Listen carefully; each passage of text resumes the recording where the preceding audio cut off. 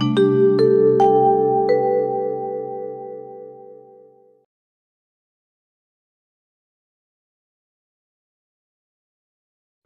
Morning class. आज का topic है लेखन, अर्थ, लेखन का अर्थ, उद्देश्य एवं लेखन में शिक्षक की भूमिका। तो डियर स्टूडेंट्स, लेखन किसे कहते हैं, आइए जानते हैं। जब हम अपने विचारों और भावों की मौखिक अभिव्यक्ति ना करके उसे लिखित रूप में व्यक्त करते हैं तो उसे लेखन कहते हैं। यदि मौखिक अभिव्यक्ति का आधार उच्चारण है तो लिखित अभिव्यक्ति की आधार प्रथम वर्तनी तथा द्वितीय, पहले तो वर्तनी हो गई और द्वितीय हो गया व्याकरण सम्मत वाक्य रचना। लिखित अभिव्यक्ति के लिए 4 महत्वपूर्ण बिंदु देखे गए हैं, जिसमें पहला है सुस्पष्टता, शुद्धता, क्रमबद्धता और सुसंबद्धता।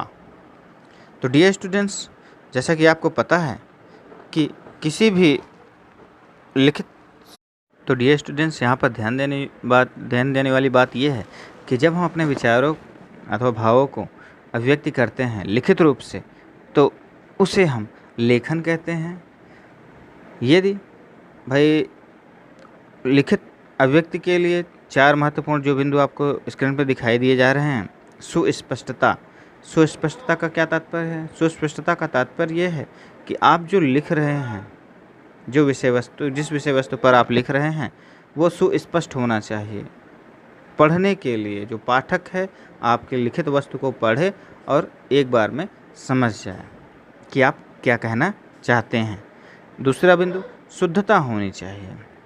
आप लिख रहे हैं, मात्रा पाई का इस्तेमाल सही से नहीं कर रहे हैं तो शुद्धता नहीं रह जाएगी और सामने वाले को समझ में नहीं आएगा। तीसरा बिंदु है क्रमबद्धता। क्रम से लिखें, जहाँ पर प्रारंभ होना है वहीं से प्रारंभ करें और अंतिम निष्कर्ष तक जाएं। इसी को अगर हम उल्टा कर दें, निष्कर्ष पहले लिख दें, उसके आगे हम बाकी चीज़ें, बाकी विषय वस्तु आगे लिखें तो वो क्रमबद्धता नहीं कहलाएगी। और चौथा और अंतिम बिंदु है सुसंबद्धता। एक विषय वस्तु का दूसरे विषय वस्तु से संबद्ध होना चाहिए, कोरिलेशन होना चाहिए। अगर सारे कंटेंट एक दूसरे से संबद्ध नहीं हैं, एक पहला सेंटेंस दूसरा कुछ कह रहा है, दूसरा सेंटेंस दूसरा कुछ कह रहा है, तो वहाँ पर पाठक को समझने में असुविधा हो जाएगी। इसलिए डियर स्टूडेंट्स, लिखित अभिव्यक्ति के लिए 4 जो बिंदु दिए गए हैं वो अत्यंत महत्वपूर्ण हैं। सुस्पष्टता, शुद्धता, क्रमबद्धता और सुसंबद्धता। इन चारों बिंदुओं को आप याद कर लें। ये अत्यंत आवश्यक है। एग्ज़ाम के समय में भी ये 4 बिंदु आपको याद होने चाहिए और लेखन के अर्थ बताते समय आपको इन 4 बिंदुओं को लिखना अत्यंत आवश्यक हो जाता है। तो डियर स्टूडेंट्स, आप जानते हैं कि लिखना शिक्षा का एक आवश्यक अंग है। इस दृष्टि से देखा जाए तो शिक्षा में लेखन की उपयोगिता स्वयं सिद्ध है।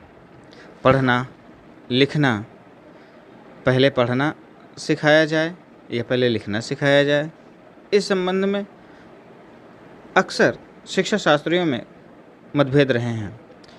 प्रसिद्ध अर्थशास्त्री फ्रॉबेल ने पठन की क्रिया पहले और लिखने की क्रिया बाद में रखने का सुझाव दिया है।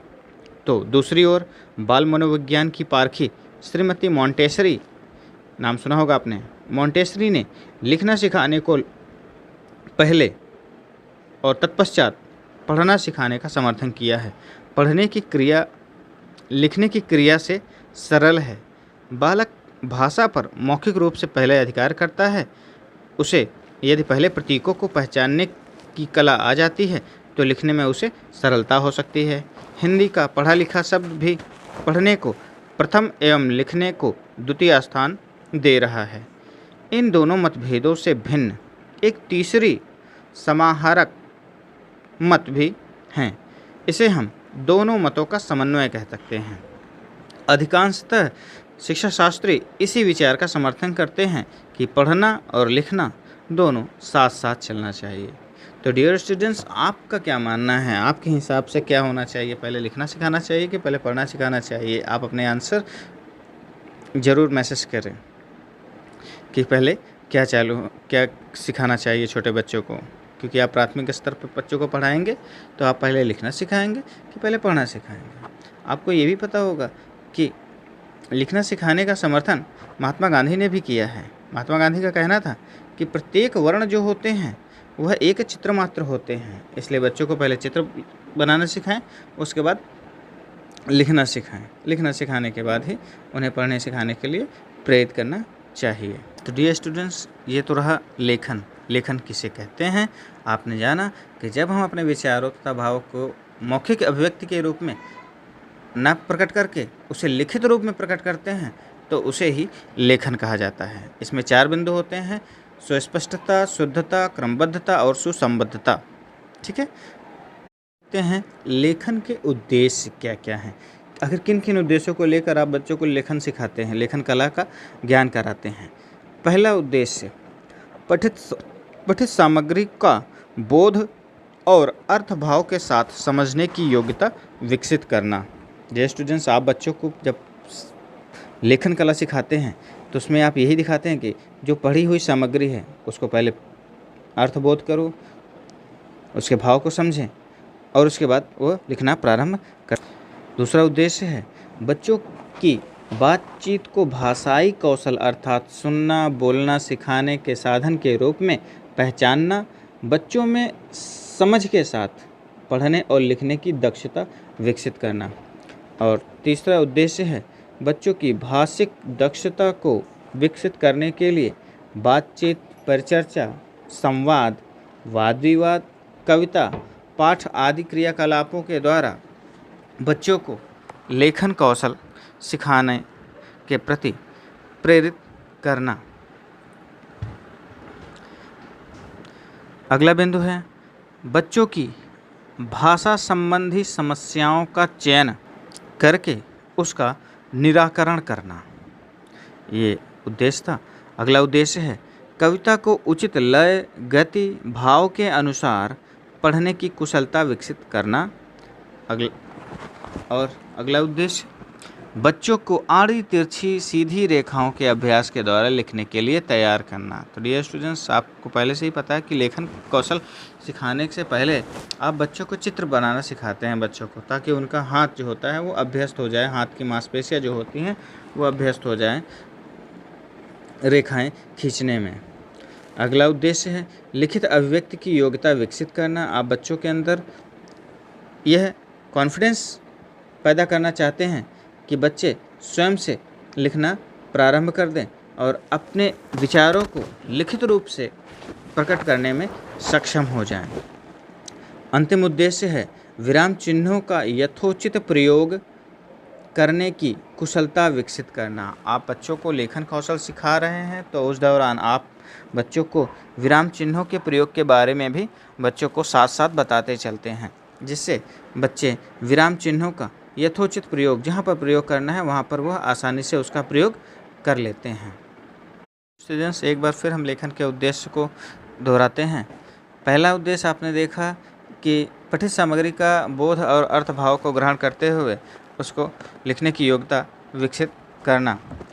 बच्चों की दूसरा उद्देश्य है बच्चों को भाषाई कौशल अर्थात सुनना बोलना सिखाने के साधन के रूप में पहचानना, बच्चों को पढ़ने के साथ लिखने की दक्षता विकसित करना। अगला उद्देश्य आपने देखा कि परिचर्चा, संवाद या वाद विवाद अथवा कविता पाठ के माध्यम से, ये जो आप क्रियाकलाप कराते हैं विद्यालय में, उसके माध्यम से बच्चों में पढ़ने और लिखने के प्रति रुचि उत्पन्न करना। अगला उद्देश्य आपने देखा कि बच्चों की जो भाषाई समस्या हैं उसका चयन करके आप उनका निराकरण करें। अगला उद्देश्य शिक्षक को उचित लय और भाव के साथ, लय, गति और भाव को ध्यान में रखते हुए कविता का पाठ कराना चाहिए, जिसके द्वारा बच्चे भी उचित लय, गति और भाव के साथ उसका पाठन करें और उसी हिसाब से उसको लिखने का प्रयास करें। अगला उद्देश्य आपने देखा कि बच्चों को आड़ी तिरछी रेखाओं के अभ्यास के द्वारा लिखने के लिए तैयार करना।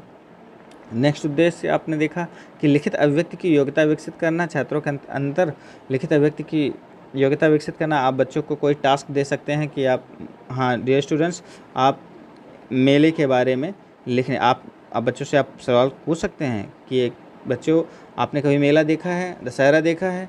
तो बच्चे यस और नो में जवाब देंगे। बच्चे क्योंकि देखे हैं इसलिए यस में जवाब देंगे। हाँ में जवाब देने के बाद आप बच्चों से कह सकते हैं कि या बच्चों, आप मेले के बारे में थोड़ा बहुत 8 से 10 लाइन लिखकर दिखाएं।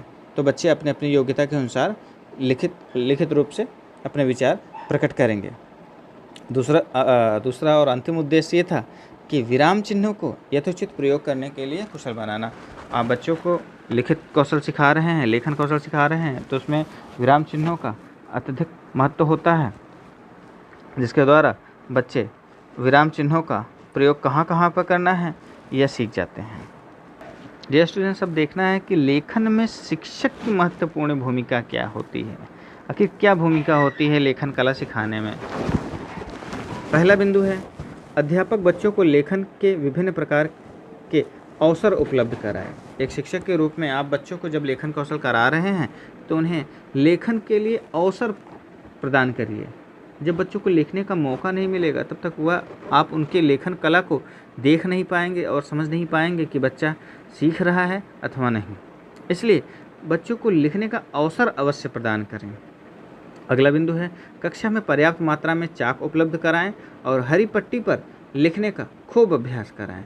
बच्चों को चॉक, स्लेट प्रोवाइड कराएं, बच्चों को उपलब्ध कराएं, या फिर बच्चे घर से लेकर आएं, मगर उन्हें लिखने का अवसर अवश्य प्रदान करें।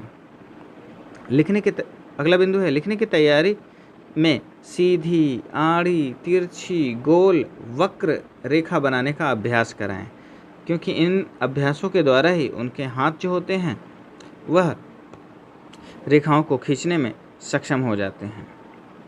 अगला बिंदु है, बिंदु मुक्त वर्णों पर हाथ फिराने के अवसर दें। आपने ध्यान दिया होगा कि नोटबुक जो अभ्यास पुस्तिका रहती है बच्चों की, उसमें बिंदु बिंदु बने रहते हैं और उसी पर आप पेंसिल से चलवाते हैं, पेंसिल से लाइन खींचते हैं और वर्ण बनाना सीखते हैं।